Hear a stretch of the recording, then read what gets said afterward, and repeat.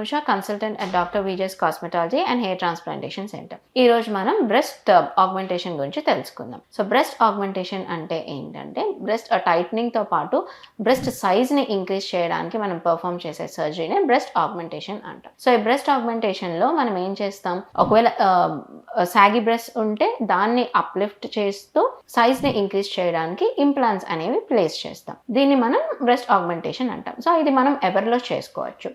సాగి బ్రెస్ట్ ఉన్న వాళ్ళల్లో బ్రెస్ట్ ఆగ్మెంటేషన్ అనేది చేసుకోవచ్చు to get that former look.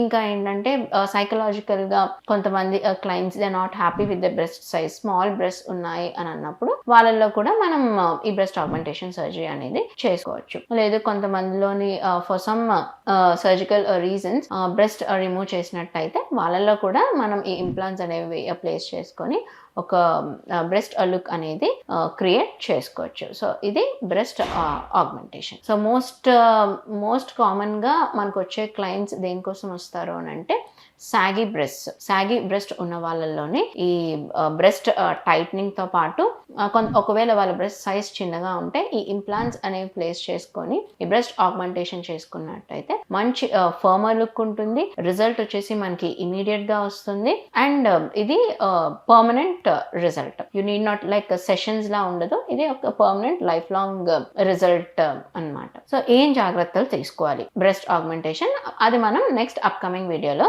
తెలుసుకుందాం. Do like and share this information. Thank you.